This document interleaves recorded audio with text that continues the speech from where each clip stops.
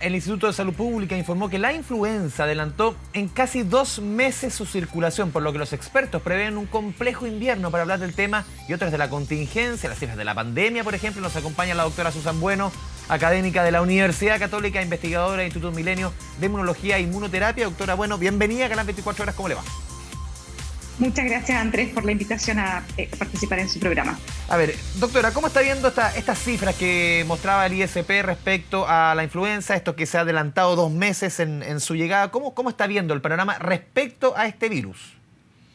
Sí, eso es bien interesante porque tenemos que tomar en cuenta que frente a una situación de virus pandémico, sobre todo en las últimas pandemias que hemos tenido de virus respiratorio, lo que ha ocurrido, por ejemplo, lo que pasó el 2009 con la influenza porcina y ahora con el caso del coronavirus, es que cuando se producen estos casos y estas pandemias, se produce un incremento muy significativo de este tipo viral en particular, y los otros virus respiratorios a los cuales estamos acostumbrados, por ejemplo, el virus sincicial, la influenza, adenovirus, dejan de circular o prácticamente no se detectan. Y esto es lo que ha pasado en el caso de la pandemia de coronavirus, que en los últimos 2 años prácticamente el principal virus que se ha podido detectar ha sido coronavirus. Pero ahora que hemos pasado ya un tiempo considerable desde que este virus está circulando en nuestro país y existe una tasa de vacunación que es importante, claramente va a comenzar a emerger estos otros virus respiratorios, que recordemos algunos de ellos no tienen aún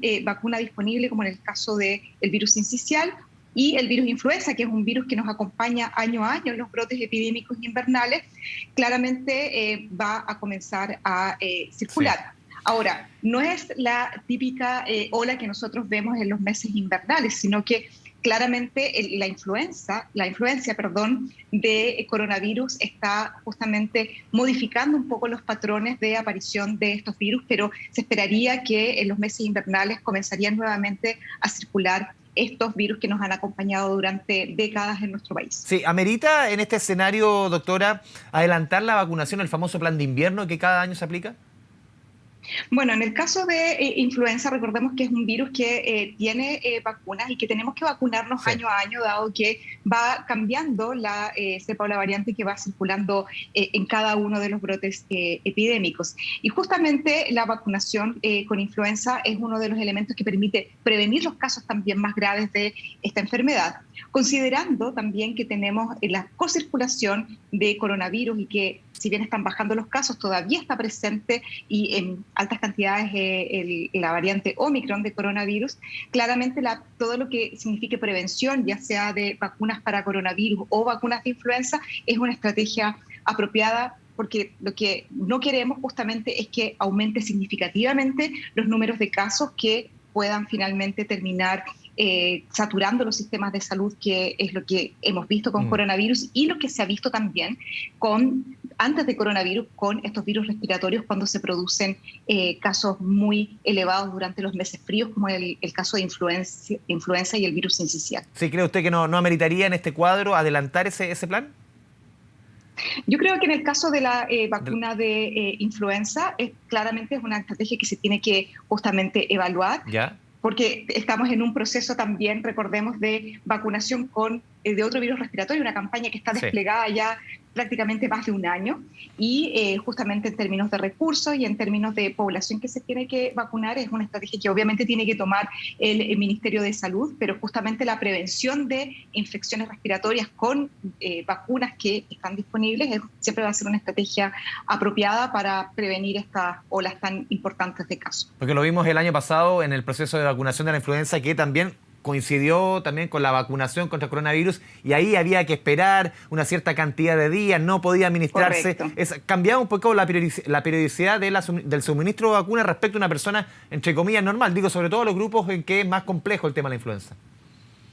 Sí, y sobre todo considerando de que la influenza o la vacunación para influenza está orientada para ciertos grupos, para personal de salud, para niños pequeños y adultos mayores. Entonces son justamente aquellos los que tienen también prioridad para el caso de coronavirus y, como usted bien dice, Andrés, tiene que tener un cierto esquema de vacunación, una espera de 2 semanas entre una vacuna y otra. Entonces eso también implica aspectos logísticos que, como indico, es importante, que son decisiones que tiene que tomar el Ministerio de Salud, tomando en cuenta todos sus recursos justamente, pero la prevención de enfermedades respiratorias mediante vacunación siempre es una estrategia costo-beneficio muy apropiada. Sí, doctora, me imagino, usted creo que también se imagina, que deben haber muchas personas que dicen, a ver, estoy vacunada contra el coronavirus, mis hijos también, esta vacuna seguramente lo protege contra la influenza.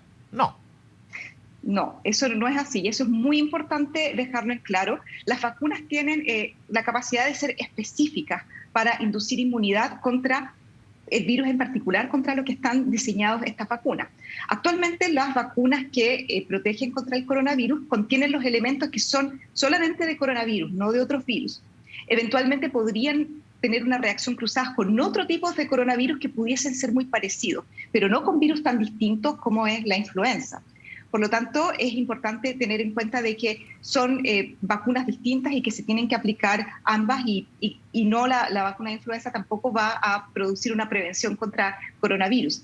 Eventualmente, y eso es algo que se está estudiando, que se puedan combinar estas vacunas. Existen vacunas que son combinadas y que en una sola dosis uno puede inmunizar contra varios virus al mismo tiempo.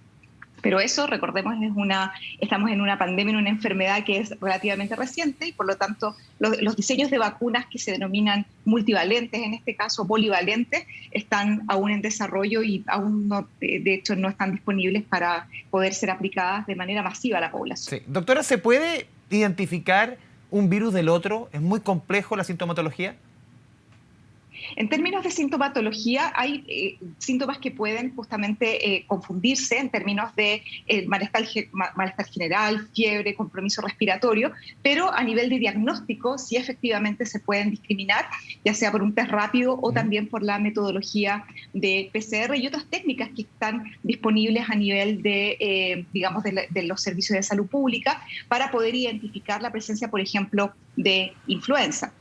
Hoy en día, además de la identificación de varios virus respiratorios, también existen las metodologías para poder identificar a coronavirus, y estas son bastante sensibles y específicas, que pueden discriminar entre un virus y otro. Por lo tanto, la sintomatología clínica también es muy recomendable que vaya acompañada de un diagnóstico oportuno, y esto obviamente permite hacer un seguimiento más certero y cercano de los pacientes que lamentablemente se contagian con estos tipos de virus. Sí, doctora, hoy día vimos 13.000 casos, claramente los días lunes y martes vemos menos números que otros meses, que otros días de la... ¿Qué otros días? Sí, pero ya vemos la menor cantidad de casos desde el 23 de enero, si no me equivoco. El doctor París, ministro de Salud, dijo que esto ya... La curva de baja va a ser ostensible durante las últimas jornadas. ¿Cómo está viendo usted la actualidad sanitaria? Nos cambiamos ahora de la influenza al coronavirus. Ya, perfecto. Sí, es una noticias alentadoras que día a día estamos viendo una reducción del número de casos y una disminución, digamos, en una caída de esta curva de contagios en nuestro país, lo que va muy equivalente a lo que ha pasado en otros países cuya curva o ola de contagios por Omicron fue muy alta y fue mucho más anticipado de lo que ocurrió en Chile. Sin embargo, es importante siempre tener en cuenta de que estamos en una situación nosotros de nuestro país bastante particular, que estamos terminando un periodo estival, que se están iniciando las clases, se va a iniciar clases presenciales después de prácticamente 2 años, en donde justamente vamos a estar en condiciones en que se puede facilitar la transmisión de... O sea, podríamos ver una virus. pequeña alza quizás en los próximos días, con la vuelta a la normalidad, entre comillas.